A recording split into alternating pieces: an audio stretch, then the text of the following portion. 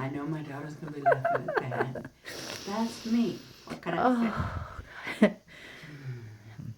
I'm happy to be able to share this with you.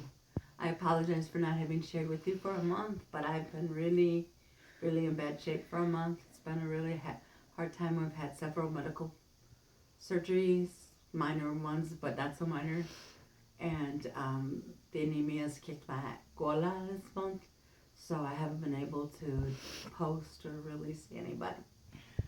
But the good news is that they have begun giving me this injection that stimulates the bone marrow to make more red blood cells.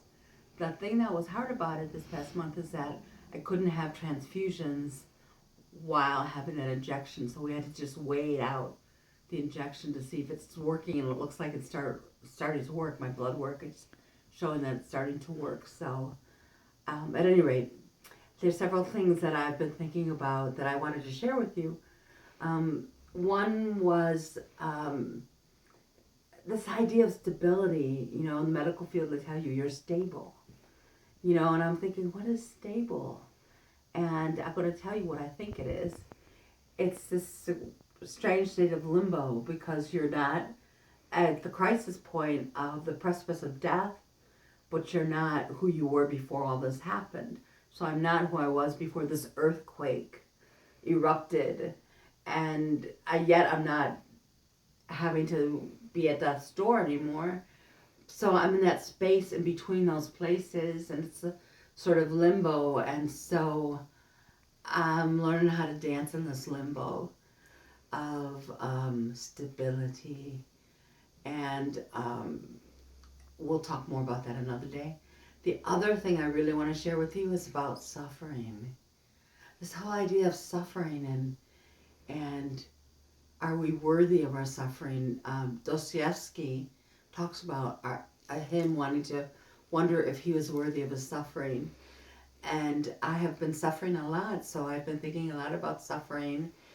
And I'll tell you in particular one event a few weeks ago where my body was starting to shut down again. And when it does that, it's extremely painful. And I begin having these really violent dry heaves and this intense pain throughout my body because my system isn't working properly. And I decided not to go to the hospital. I told my daughter I did not want to go to the hospital, so we wrote it out together. She did what she thought the hospital would do, and we kept me hydrated and etc. And we wrote it out together here.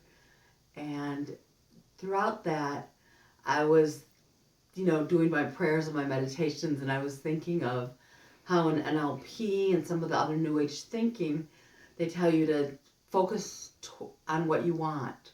Focus on what you want and move towards what you want. And so you're not supposed to say, I don't want, right? And so I was focusing on how I wanted pure radiant health. And so I was lying in the fetal position, dry heaving so violently that my body shook. My fever went up to 102 or 3 or 4, something like that.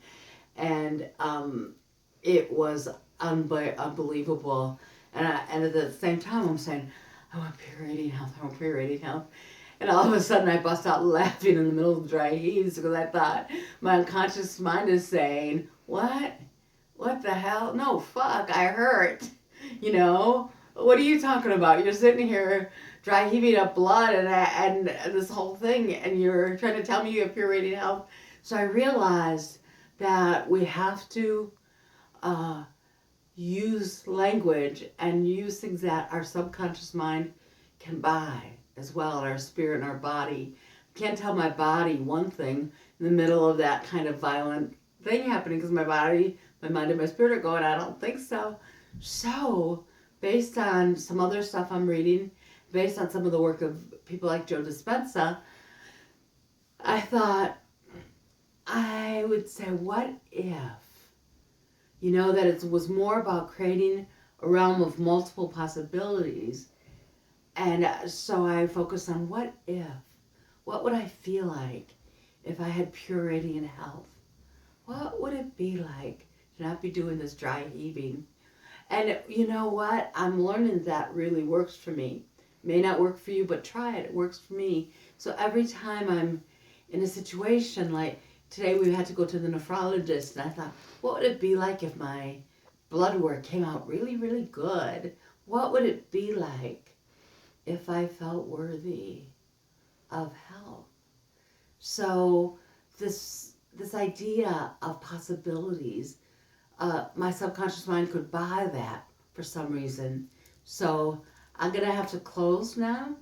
Um, Maybe I'll write about this more, but I want to end with a prayer and a song for you. It just comes in the form of a story. Okay. So once again, don't do any of this if you're driving or operating bad machinery, or you know the drill, right? Okay. So everybody taking a deep breath through your nose, deep into the belly, and then out through your mouth. So, and expanding the rib cage. Now through the mouth. I'm going to tell you the story of Spider Grandmother. Spider Grandmother thought out into space, and she thought, and she sang, and she spun the world into existence. And in the beginning, there was emptiness, and then came forth a song. Way, hey, hey, yo. Way, hey, hey, yo. Way, hey, yo.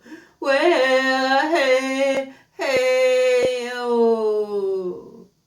To all my relations, may you walk in beauty and health